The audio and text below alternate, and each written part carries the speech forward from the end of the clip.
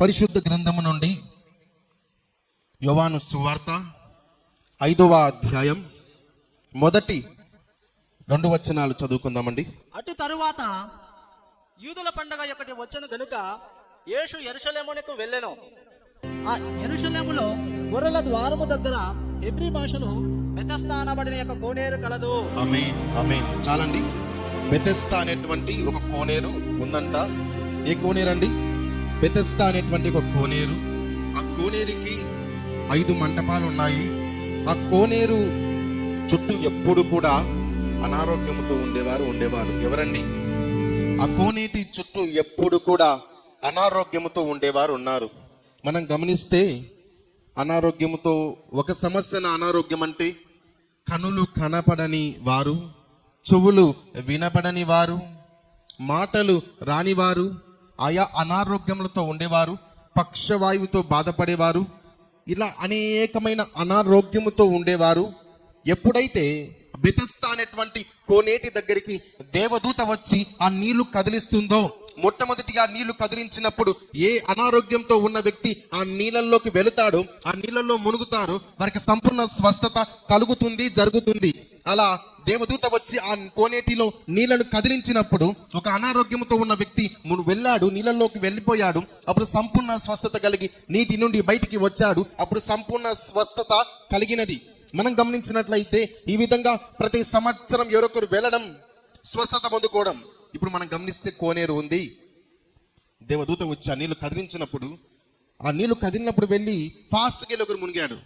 వెనుకలు ఉండేవారు మరలా ఎప్పుడు దేవదూత రావాలి, ఎప్పుడు నీళ్లు కదిలించాలి, మళ్ళా ఎప్పుడు ఆ నీటి పైనే ఉండేవారు. అలా నీళ్లు కదిలించగా ఒకరు వెళ్ళి మునిగేవారు. అలా జరిగే సమయంలో అలా 1 సంవత్సరం, 2 సంవత్సరాలు, 3 సంవత్సరాలు, 10 సంవత్సరాలు, 20 సంవత్సరాలు, 38 సంవత్సరాలు ఒక వ్యక్తి ఆ బెతెస్దా అనేటువంటి కోనేటి దగ్గర కూర్చొనే ఉన్నాడు. ఎందుకని ఆ వ్యక్తి మునగలేదంటారు?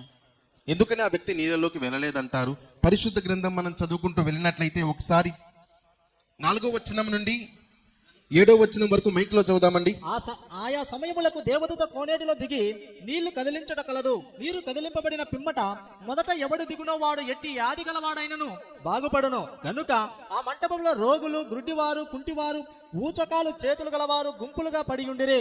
అక్కడ 38 ఏళ్ల నుండి వ్యాధి గల యొక్క మనుషుడుండెను. యేసు వాడు పడి ఉండుట చూచి వాడు అప్పటికి బహుకాలం నుండి ఆ స్థితిలో ఉన్నాడని ఎరిగి స్వస్థపడ కోరుచున్నావా అని వానిని అడుగగా, ఆ రోగి, అయ్యా, నీళ్లు కదిలింపబడినప్పుడు నన్ను కోనేటిలోనికి దించుటకు నాకు ఎవడునూ లేడు గనుక నేను వచ్చున్నంతలో మరియకుడు నాకంటే ముందుగా దిగునని ఆయనకు ఉత్తరమిచ్చెను. యేసు, నీవు లేచి నీ పరుపెత్తుకొని నడువమని వానితో చెప్పగా వెంటనే వాడు స్వస్థత నుండి తన పరుపెత్తుకొని నడిచెను. చాలండి. 4వ వచనం మనం చదివాము. 4వ వచనం నుండి 8వ వచనం వరకు ఆ నీటిలో ఎవరెవరు ఆ నీటిలోనికి వెళ్ళాలనుకున్నారంటే గుడ్డివారు, కుంటివారు, ఊచకాలు చేతులు గలవారు గుంపులుగా ఎప్పుడెప్పుడు అని ఎదురు చూసేవారు.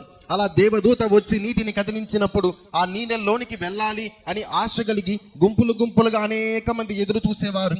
కానీ 38 సంవత్సరాల నుండి ఒక వ్యక్తి నీటిలోనికి వెళ్ళడానికి ఎంత ప్రయత్నించినా వెళ్ళకపోవడానికి గల కారణం, యేసుక్రీస్తు ప్రభువుల వారు ఆ వ్యక్తి దగ్గరికి వచ్చి, నువ్వు చాలా సంవత్సరాల నుండి, చాలా కాలము నుండి ఎదురు చూస్తున్నావు, ఆ నీటిలోనికి వెళ్ళాలని ఎందుకు వెళ్ళలేకపోయావు అంటే ఆ వ్యక్తి అన్నమాట ఏంటంటే, నన్ను నీళ్ళలో దింపడానికి ఎవ్వరునూ లేరు. ఎవరు లేరంట అండి? ఆ వ్యక్తిని నీళ్ళల్లోకి దింపడానికి, ఆ వ్యక్తికి స్వస్థత కలుగుటకు, ఆ వ్యక్తికి బాగవుటకు ఎవ్వరూ లేరు. పరిశుద్ధ గ్రంథం నుంచి ఈ మాట చదువుకుందాం.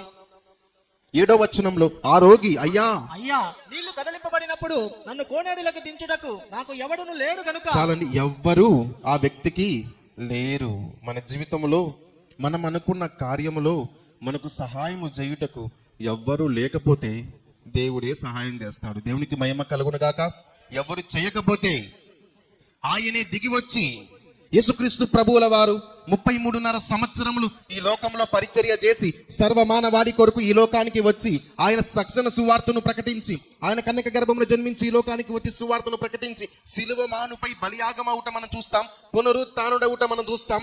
యేసుక్రీస్తు ప్రభువుల వారు 33.5 సంవత్సరాలు ఈ లోకంలోకి వచ్చి పరిచర్య చేసింటే ఈ వ్యక్తి ఎన్ని సంవత్సరాల నుంచి అనారోగ్యంతో ఉన్నాడు? 38 సంవత్సరాలు. యేసు ప్రభు ఈ లోకానికి వచ్చిన సమయము కన్నా అంతకు మించి కోనేటి దగ్గర కూర్చున్నాడు. యేసుక్రీస్తు ప్రభుల వారు ఆయన ఈ లోకానికి రావడానికి ముందు ఒక వ్యక్తి, ఒక రాజకీయవేత్తను ఎవరొకరిలో ఒక ప్రదేశానికి వస్తే వారు ఒక పేపర్లో షెడ్యూల్ రాసుకుంటారు.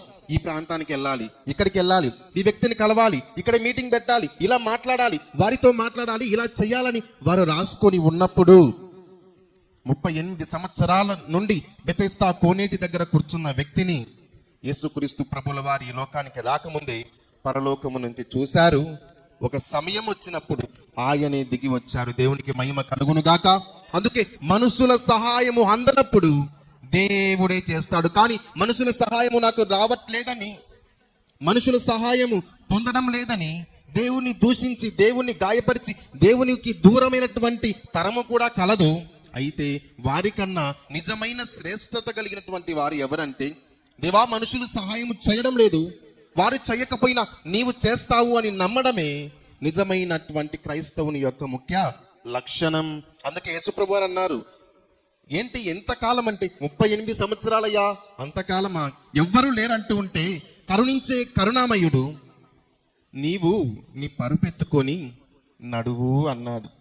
మామూలుగా యేసుప్రభు వారు ఏమి చెప్పలేదంటే పద నీళ్ళల్లోకి దింపుతానని చెప్పలేదు. ఆ వ్యక్తి అనేక సంవత్సరాల నుంచి ఉన్నాడు కాబట్టి, అంటే ఆ విధమైనటువంటి రూల్ అక్కడ ఉన్నది. దేవుడే దిగి వచ్చినప్పుడు ఆ నీటితో ఏం పని? ఆయనే నీవు నీ పరుపెత్తుకొని నడువు. గమనిస్తే నీటి దగ్గరికి కూడా దొర్లుకుంటా పోవడానికి కూడా ఆ వ్యక్తికి శక్తి లేదు కాబట్టి ఆ వ్యక్తి నీళ్ళలోనికి వెళ్ళలేకపోయాడు. ఎవరి సహాయం లేదు కాబట్టి, కనీసం ఎవరి సహాయం లేకుంటే ఏం దొర్లుకుంటా పోవచ్చు కదా అని అడిగేవారు లేకపోలేదు. పక్షవాయువుతో కాలు చేతులు పని చేయకుండా ఉండొచ్చు ఈ వ్యక్తికి. గనుక కదలలేని, నరములు పని చేయలేనటువంటి వ్యక్తి నీటి దగ్గర ఉన్నాడు, కానీ వెళ్ళలేడు, మునగలేడు. కాబట్టి యేసుప్రభు వారు ఆ వ్యక్తి కాళ్ళ నుండి తల వరకు పని చెయ్యని ప్రతి కండను, ప్రతి నరములను శక్తిని దయచేసి నీవు నీ పరుపెత్తుకొని నడవమంటే, పుట్టిన పిల్లవాడి మీద పరపేమన్నా పెడితే ఎత్తగలడా? అనేక సంవత్సరాలు, 1 సంవత్సరమా, 10 సంవత్సరమా, 38 సంవత్సరం నుండి నడవలేక పడి ఉన్న వ్యక్తి, కనీసం దొర్లుటకు కూడా శక్తి లేని వ్యక్తి నీవు నీ పరుపెత్తమంటే, అంటే పరుపు కనీసం కొంచెం కూడా బరువు ఉండదా అండి? బరువు ఉంటుంది. ఆ వ్యక్తి ఆ పరుపు మీదనే ఉన్నాడు. అయితే ఆ బరువు గలటువంటి పరుపును కూడా ఎత్తుకొని లేచి నడుచుటకు దేవుడి శక్తినిచ్చాడు. పని చెయ్యని కాళ్ళను, పని చెయ్యని చేతులను, తిప్పలేని ఆ యొక్క మెడను, తలను స్వస్థపరిచి చక్కటి ఆరోగ్యం ఇచ్చిన దేవుడు, స్వస్థపరిచే దేవుడు. దేవునికి మహిమ కలుగును గాక.